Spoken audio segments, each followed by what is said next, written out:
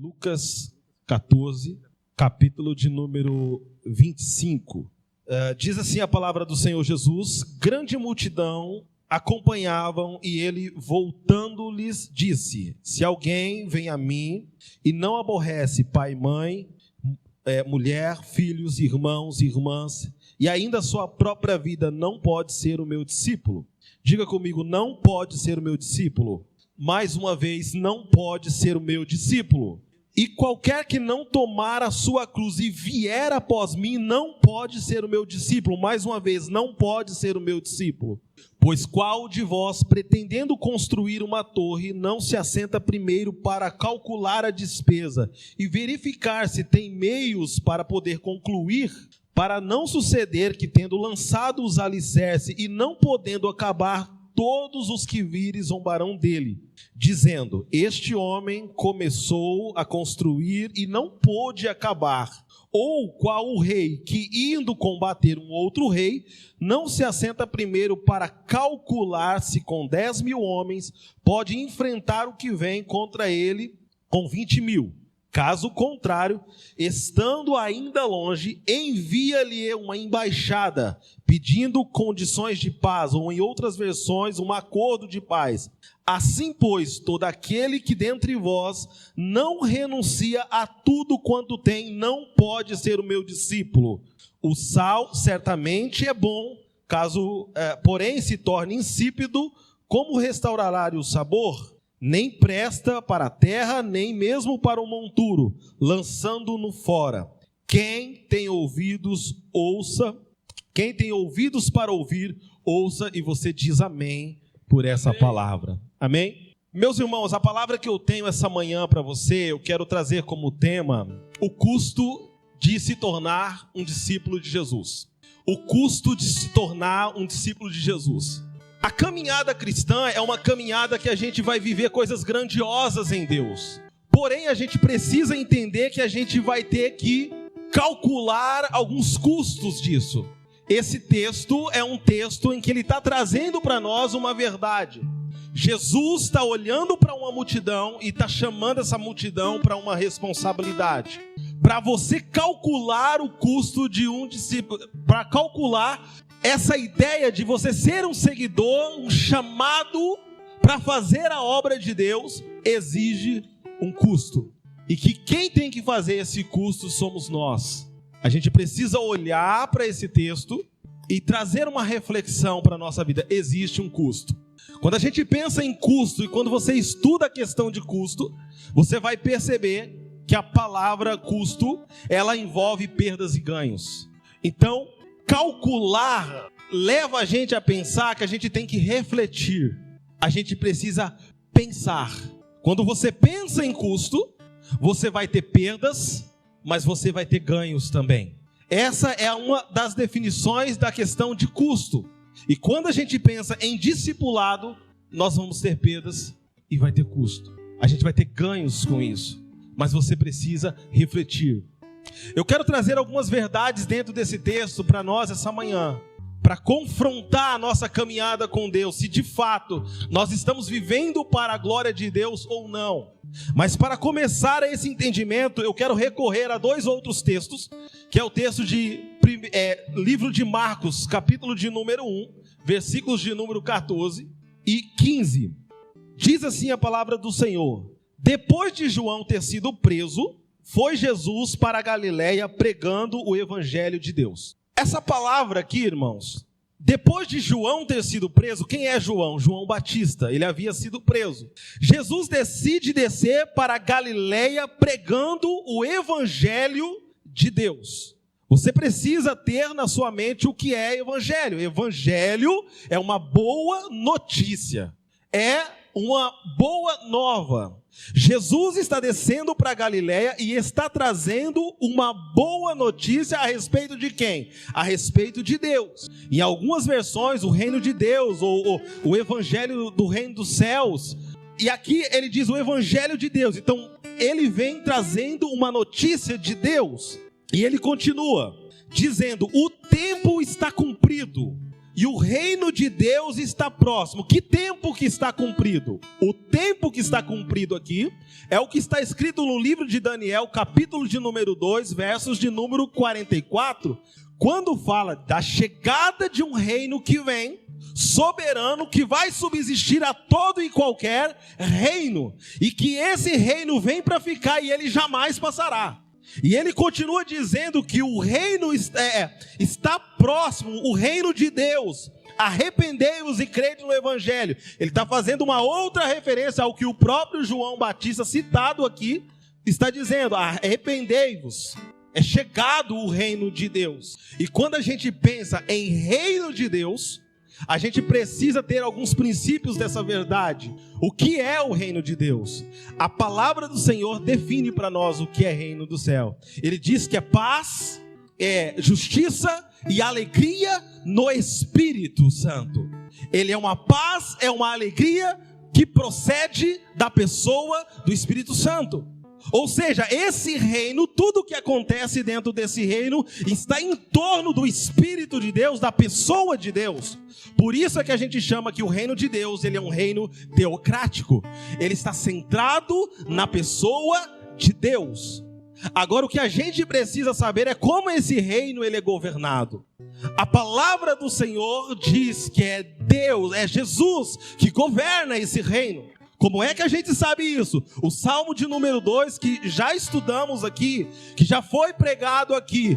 Deus estabeleceu o seu rei sobre o seu santo monte, a saber, a igreja do Senhor. Ele estabeleceu Cristo como esse rei que vai governar soberanamente sobre tudo. Agora, olha o que diz Mateus capítulo de número 1, versículos de número 18. Jesus, aproximando-lhes, falou: toda a autoridade é-me dada nos céus e na terra. Ele governa soberanamente, e na grande comissão ele vai falar isso para os discípulos: toda a autoridade foi-me dada nos céus e na terra. Agora olha o que ele vai dizer: ide, portanto, fazei discípulos de todas as nações, batizando-os em nome do Pai, do Filho e do Espírito Santo. E o que é que eles têm que fazer? Qual é essa mensagem que ele está levando? Eles têm que ensinar a guardar todas as coisas que ele tem ensinado. Ou seja, ele tem que ensinar a guardar todas as coisas que ele havia ordenado. Pense comigo. Se você precisa ensinar, você precisa saber sobre essa mensagem de Deus. O que é que essa mensagem de Deus está trazendo? Só que ele fala não simplesmente para você ensinar. Ele diz para você que você deve guardar. E quando a gente pensa em guardar, isso implica em outra coisa, que é você praticar. Então fazer discípulo não é apenas você sentar e ensinar. Você precisa ensinar fazendo, sendo, realizando, participando dessa obra, porque não é simplesmente o ato de saber teoricamente, mas é você colocando isso na prática e mostrando que é assim que se faz. Como se faz? Você é a testemunha viva de Deus, daquilo que Deus fez em você e faz através de você. Quem está entendendo, levante a sua mão, dê um glória a Deus. Você precisa ensinar, mas você precisa praticar. E aqui eu entro no texto que a gente leu. Então, olha o que Jesus então vai ensinar aqui. Primeiro, para quem que ele está direcionando essa mensagem? Ele está direcionando para a multidão. É o versículo de número 25. Grande multidão o acompanhava e ele voltando lhes disse. Então Jesus vai falar alguma coisa. Jesus está preocupado com uma multidão que está o acompanhando. Nós temos a tendência em negligenciar uma multidão que está acompanhando. Existe um padre teólogo que ele diz que Jesus tinha alguns tipos de seguidores que o seguiam. Se eu não me engano é John Mayer. E ele vai dizer da seguinte maneira: ele tinha o grupo dos 12 discípulos que o acompanhavam, mas ele tinha os seus discípulos, que eram pessoas que ouvia, e reproduzir aquilo que estava sendo ensinado. Então eles eram de fato discípulos de Jesus, mas também ele tinha uma grande multidão que às vezes seguiam, que eram pessoas que não tinham compromisso, mas admiravam aquilo que ele fazia, estavam mais interessados naquilo que Jesus tinha para fazer do que em seguir propriamente dito. Mas Jesus aqui está demonstrando uma preocupação com uma multidão, porque uma multidão ela não tem nome. Uma multidão, ela não tem identidade. Uma multidão, ela está inerte, você não consegue identificar o que é cada um. Mas Jesus está voltando para essa multidão e ele vai começar a falar algumas coisas. Porque eles estavam seguindo e Jesus não estava preocupado com meros pessoas que estavam ali simplesmente para acompanhar, inscritos. Não, ele queria pessoas que se comprometessem com o reino dos céus. Agora olha o que ele vai então começar a dizer para essa multidão.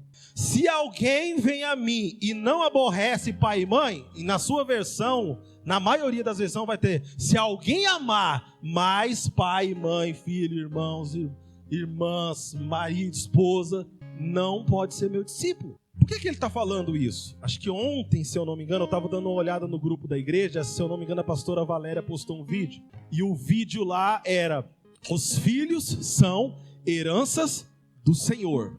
E a gente tem uma responsabilidade com esses filhos. Então a herança, os filhos eles são o quê? Heranças do Senhor. O que a gente faz? A gente cuida da herança do Senhor. Qual é a inversão de valores que normalmente a gente faz? Às vezes nós colocamos esses filhos num patamar, num lugar de primazia. Em vez de adorar o Criador, nós acabamos adorando a criatura, aquilo que foi criado, as coisas que foi nos dado.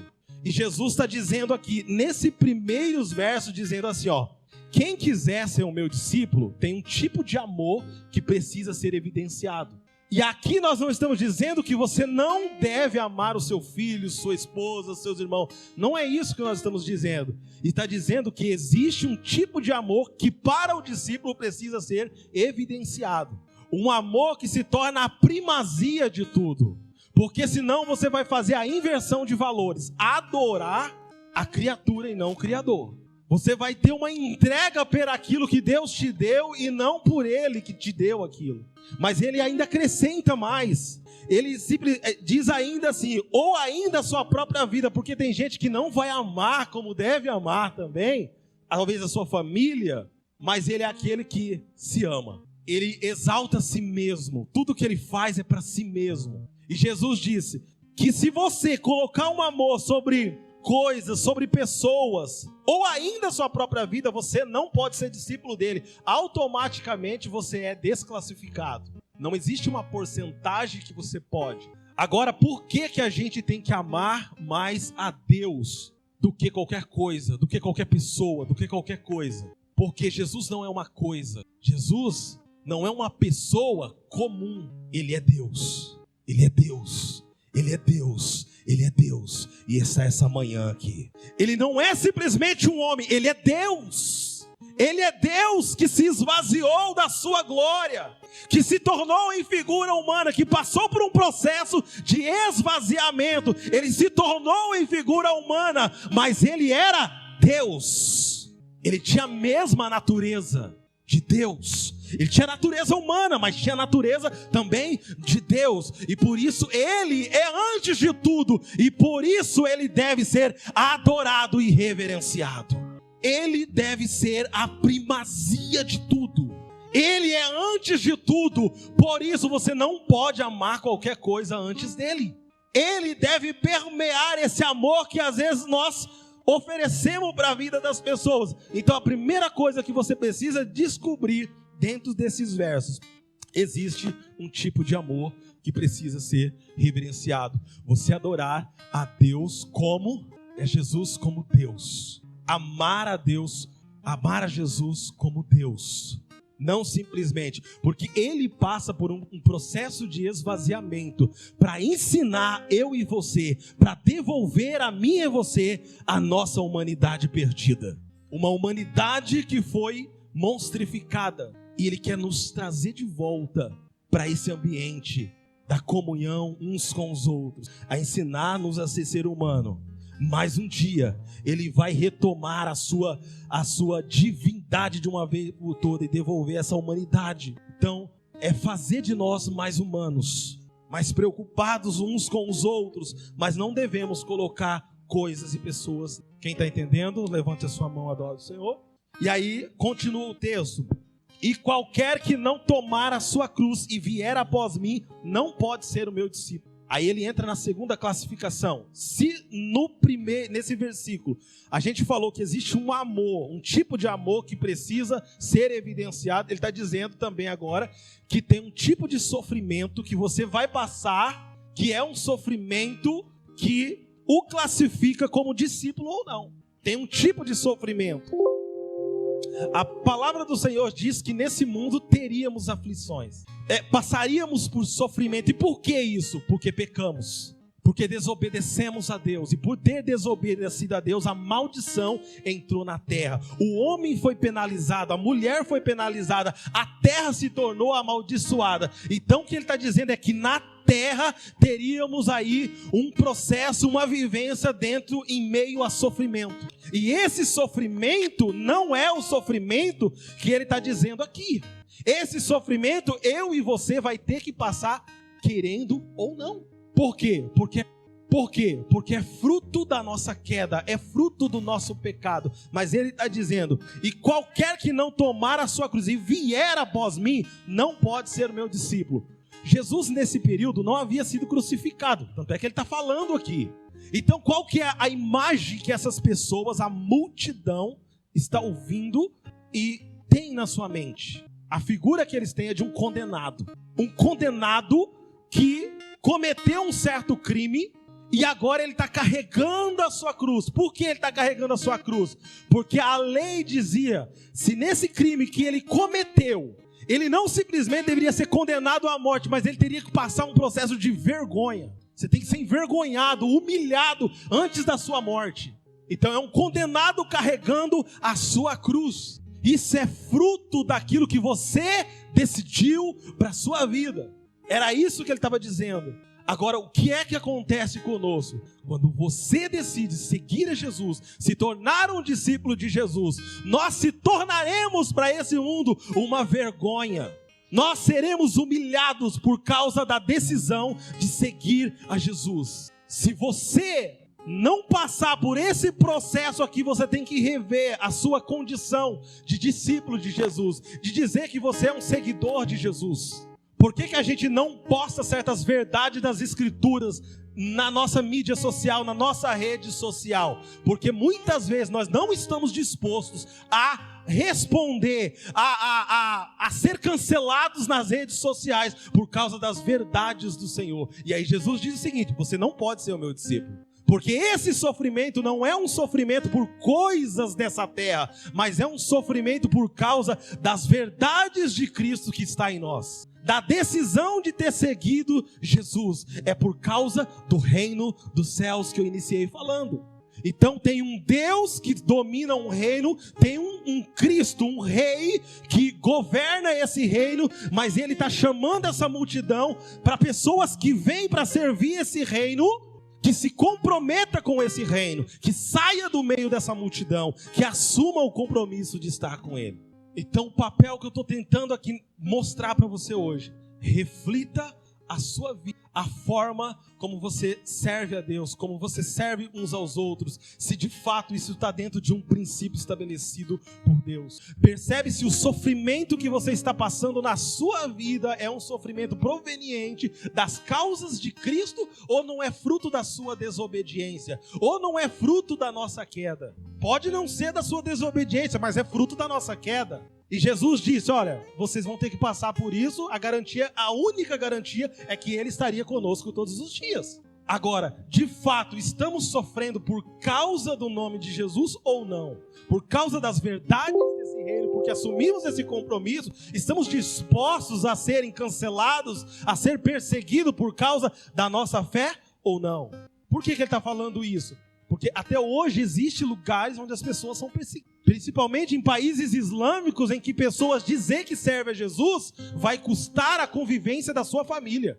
Ele precisará fugir e muitas vezes se refugiar em outro país por causa do nome de Cristo, por causa da decisão de servir a Jesus. E muitas vezes seremos perseguidos por dentro, por pessoas íntimas, por pessoas que estão dentro do nosso círculo familiar, justamente porque você decidiu servir a Jesus. Entende algum tipo de sofrimento que talvez você está passando? Então a gente começa a fazer esses análises. E aí, para exemplificar aí, Jesus vai para 2 parábolas, para mostrar, revelar, como que você deve calcular isso. Então ele vai para 2 parábolas. Primeira parábola, ele diz o seguinte, que um homem decidiu construir uma torre. Ele decidiu construir essa torre e ele não se assentou, por exemplo, para calcular isso. E ele começou a construir. Aí ele não terminou essa obra. As pessoas começaram a passar, a olhar para aquilo que ele havia feito, aquela obra inacabada, e falou assim, olha esse homem, que coisa vergonhosa. Começou uma obra e não conseguiu terminar. Olha o que ele fez, que coisa horrível. Olha que vergonhoso, não teve dinheiro para terminar, não teve recurso para terminar. Por que ele está dizendo isso? Porque esse homem não teve a capacidade de sentar e calcular o custo daquela obra. É possível que você comece a obra do Senhor e não se assenta para calcular o custo. E aí você vai ter uma caminhada com Deus rasa, uma caminhada com Deus onde você não consegue cumprir aquele compromisso que você disse. Eu estou aqui para servir a Deus todos os dias da minha vida. Aquilo que você fez quando você se batizou, desceu as águas, estou disposto a padecer pelo nome do Senhor Jesus. E aí no final você não consegue fazer isso. Por que você não consegue fazer isso? Porque você não parou para calcular o custo de servir. Porque tinha um certo tipo de amor a ser revelado, tinha um certo tipo de sofrimento que você deveria passar. E você não se acertou para calcular isso. Então ele vai para a segunda parábola para explicar. E ele diz que um homem, um rei, decidiu guerrear contra outro rei. E quando ele decidiu guerrear contra esse rei, ele se assentou. Olha a diferença. O primeiro, ele de certa forma não sentou e não calculou. Mas o segundo vai sentar e calcular se com 10 mil homens ele conseguiria vencer aquela guerra. Percebendo que talvez ele não poderia ganhar aquela guerra, ele então, estando esse rei ainda longe, ele vai enviar um acordo de paz, um pedido de acordo de paz. Se na primeira parábola a ênfase está na tolice de alguém que começou algo e não se assentou para calcular o custo, na segunda parábola a ênfase está na sabedoria de um rei que decidiu sentar para calcular o custo. Se eu partir para a guerra, vou perder. Se eu partir para cima, vou perder o meu reinado, vou perder o domínio, vou perder meu soldado. Pensa que o projeto inicial era um projeto pessoal, mas o outro projeto era um projeto de coletivo. Então ele não está pensando simplesmente no seu domínio, mas está pensando também naqueles que estavam com ele também. Eu prefiro enviar um acordo de paz e me render. Sabe o que significa a palavra evangelista? A história por trás dela? Quem era ele? É um mensageiro. Quando uma guerra era deflagrada contra um reino, contra outro, aí o que ele fazia? Eles iam para a guerra. Quando eles percebiam que eles perdeu e o outro rei havia ganhado, o que eles faziam? Enviavam um mensageiro correndo para avisar que talvez havia perdido-se a guerra, ou era o outro mensageiro. Ele era chamado de evangelista. Ele chegava na frente e falava assim, é o seguinte, houve uma guerra, foi perdida a guerra, o outro rei ganhou e vem chegando. Então é o seguinte, a chegada dele é iminente e vocês precisam se render. Se renda porque já era, perdemos. O que eu quero dizer para a vida de vocês? Por que eu comecei dizendo sobre o reino dos céus? A chegada do reino de Deus, ela é eminente. Ela é inevitável, ela vai chegar, queira você se arrepender ou não, ele vai vir estabelecer o seu reino de uma vez por todas. A reflexão que eu chamo você hoje é para refletirmos se compensa viver a nossa vida centrado no nosso egoísmo ou se submeter a esse rei que vem, que estabelece o seu espírito, que estabelece o seu governo e a gente gerenciar a nossa vida mediante aos planos e propósitos dele. Jesus está chegando, ele está voltando. E ele vem para estabelecer de uma vez por toda. E ele está dizendo para nós: arrependei-vos e crede no Evangelho. Tem mensagem de salvação de Deus para a sua vida.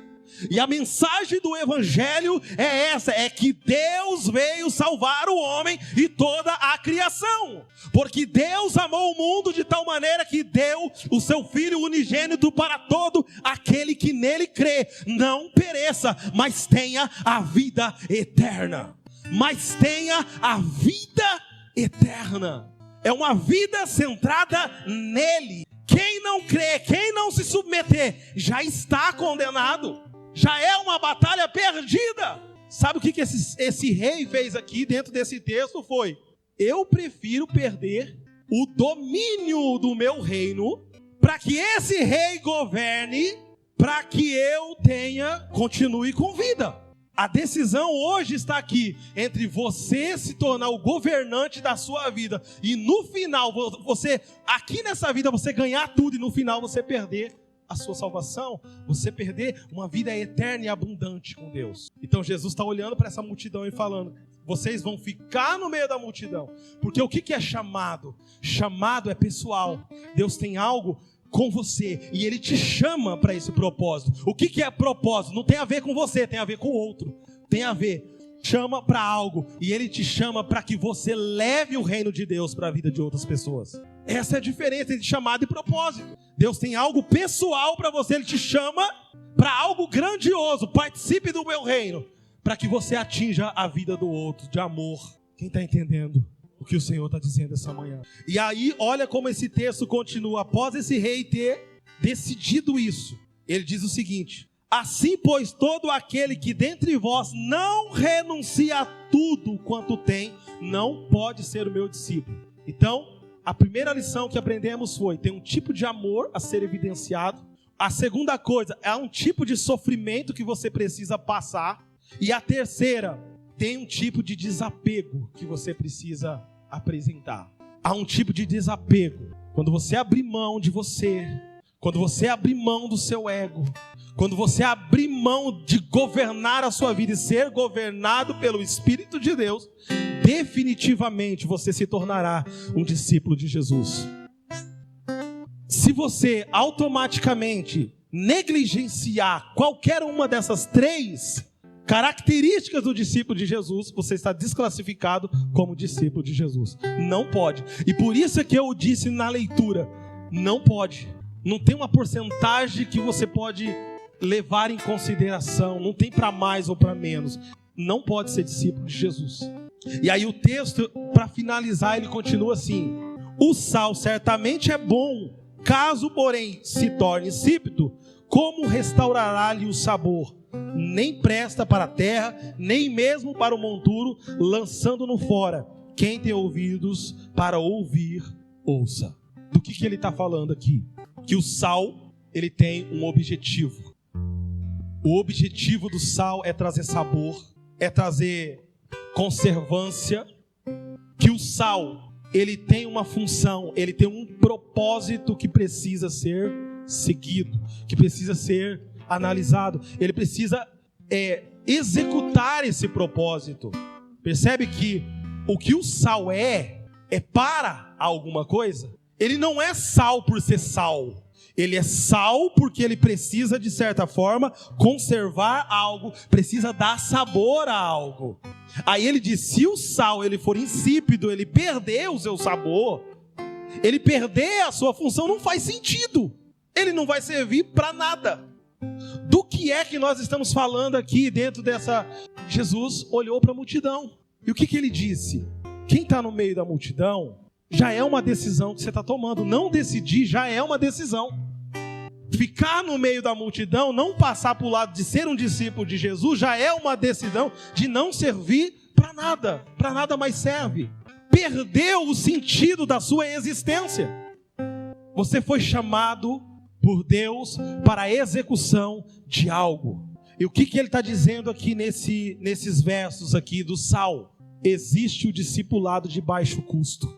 Pessoas que não se assentaram para calcular, que estão servindo a Jesus, mas não ama como deveria amar, que não sofre pelas causas de Cristo como deveria sofrer, e que não desapega das coisas desse mundo para viver as coisas do alto.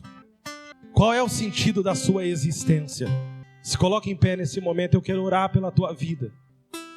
A palavra dessa manhã é uma palavra que ela leva a gente a pensar, nos leva a refletir sobre o chamado de Deus para a tua vida. E se você atender esse chamado, existem alguns requisitos para que o propósito de Deus aconteça na vida do outro. Você não precisa apenas saber das coisas do reino de Deus. Você precisa praticar isso na sua casa, na sua família, no seu lar. Aonde você chegar, o nome do Senhor precisa ser exaltado através da tua vida. Porque existe um tipo de amor que precisa ser evidenciado. Deus não quer que você deixe de amar a sua esposa, os seus filhos. Ele quer ser a primazia lá dentro. Que você siga os princípios dele, ame como ele ame, sofra como ele sofreu e desapega de coisas que não vai cumprir o propósito de Deus. Amém? Pai que estás no céu, estamos diante da tua presença. Eu oro, intercedo nesse momento pela vida dos teus filhos que estão aqui hoje, ó Pai. E que essa palavra possa trazer confronto, mas que essa palavra possa tirar, ó Deus, pessoas do conforto de suas decisões, para que o nome do Senhor seja glorificado e exaltado através da vida deles, ó Pai. Eu oro para que o Espírito Santo possa ser aquele que governa a vida dele, para que o teu Espírito, ó Deus, seja aquele, ó Pai, que tenha a primazia nas decisões, ó Deus. E obrigado, ó Deus, pela tua palavra que o Senhor ministrou ao nosso coração. Que o seu reino se estabeleça em nós. Que o seu reino se estabeleça de uma vez por toda em nossa vida, ó Pai. Porque esse é o nosso desejo, para que cumpramos o seu propósito dentro daquilo que o Senhor estabeleceu para a vida deles. Seja qualquer área que o Senhor levantou, essa pessoa que entrou aqui hoje, porque essa palavra foi para nós, essa palavra é um confronto para mim, essa palavra é um confronto para esta igreja, ó Pai, para nos colocar em movimento para viver os teus propósitos, para que o seu reino se estabeleça de uma vez por toda, ó Pai, porque o seu reino vem. O seu reino vem, ó Pai, o seu reino vem sobre esse lugar. E que o Senhor exerça domínio sobre todas as coisas. É o que eu te peço em nome do Senhor Jesus, Deus. Amém. E eu te agradeço, ó Pai, e você aplauda o Senhor.